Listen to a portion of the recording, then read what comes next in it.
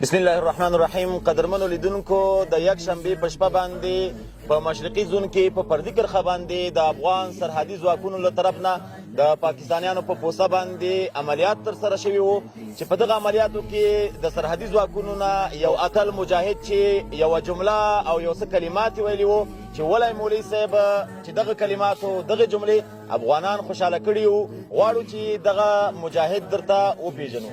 قاری صاحب محترم، په ابتدا کې که ځان معرفي کړي، د کوم ځای یاستئ او نوم مو څه دی او دنده مو څه دی؟ نوم مې ملنګیار حاجي خاکسار د کابل ولایت د مشرقي زون د 201 خالد ابن ولید قلی اردو د کونړ لومړی سرحدي لیوه د شپږم سرحدي کنډک رئیس ارکان. ماشاءالله. ملنګیار صاحب محترم، په دغه شپه باندې چې د سرحدي ځواکونو له طرف نه د پاکستانیانو په پوستو باندې عملیات وو، تاسو دغه عملیاتو کې دنده څه وه؟ دندم د رهبرۍ لخوا ته عمومي مسؤلیت د جنګ د 2 کلام د ساحې موږ سره وو، یعنې د جنګ قمنداني ستاسو په غاړه ده. ماشاءالله. ملنګیار صاحب محترم، په دغه عملیاتو کې یوه جمله، یو څه کلمات چې افغانان ډېر خوشحاله کړي د افغانانو په خولو باندې جاري ده، ویل کېږي چې هغه ولی مولوي صاحب دغه کلمات ته چې دغه وخت کې ویلې، د دې قصه راته وکړې. دا څه حالات و چې دښمن د تېښتې په حالات کې و، که بله څه قصه وه؟ دا خو داسې وو چې ملګري موږ تشکیل کړي وو، تقریبا په 4 ګروپو میشلي وو. کله چې په دښمن تعرض شروع کړ، دښمن د پوستو په غاړه کې ولګېدل، څه په لیزر ولګېد، څه په هغه دغه دښمن څه وژل شوي وو، څه زخمیان وو. د زخمیانو کوکارې او چیغې د موږ غوږو پورې راغلې او د تېښتې په حالات کې و دښمن. نو دې وخت کې یو مولوي صاحب رهبر په نامه یو ملګری ما سره وو تعرض کې، د باندې ما غږ وکړ، ویې ولئ دا بقایا پاته کوم خلک چې تښتي چې درنه ونه تښتي، ویې ولئ. یعنې د دښمن د تېښتې په حالات کې و تا پرې غږ وکړ چې ونه تښتي، دا وولئ. ماشاءالله.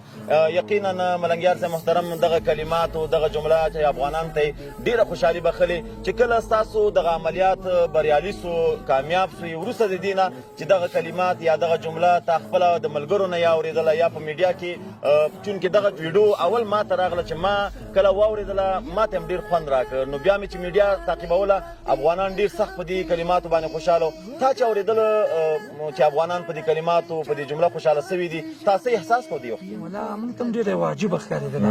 دا د افغانانو خوشحالي د موږ خوشحالي ده، په دې ډېر خوشحاله یې. بس یعنې چې افغانان په دې خوشحاله سوي، تاسو په دې خوشحاله وئ. قومندان صاحب محترم، افغانان اولسونه د سرحدي ځواکونو په ملاتړ باندې چې دغه عملیات د بریالي عملیاتو کامیاب شوي دي، په دې کې جشنونه یې جوړ کړه، غونډې جوړې کړې، خوشحالي یې کړې ده. دوی ته څه پیغام لري د خپلو اولسونو ته؟ ټولو افغانانو ته بالخصوص د مشرقي زون ټولو اولسونو ته ډاډ او اطمینان ورکوو انشاءالله العزیز چې په افغانستان څوک تېری کوي، انشاءالله العزیز تاسو د موږ تر شا ودرېږئ. انشاءالله چاته دا وخت اجازه نه ورکوو چې په افغانستان څوک تېری وکړي او یا یرغل پرې وکړي. کوم حق ماتونکی جواب مو ورکړی ده، انشاءالله ورکوو یې. قومندان صاحب، په اخره کې دغه جمله او دغه کلمات چې افغانانو ته خوشحالي بخلې ده، ځینې افغانان دا یې په پرچو لیکلي، په دیوالو یې لیکلي چې وله مولوي صاحب که دا د کامرې مخې ته موږ او تاسو ناست یو، دغه کلمات را سره دوباره شریک کړي چې افغانان بیا پرې خوشحاله سي. ولی مولوي صاحب، ولی الله اکبر. الله اکبر. جزاک الله خیرا. کور مو ودان.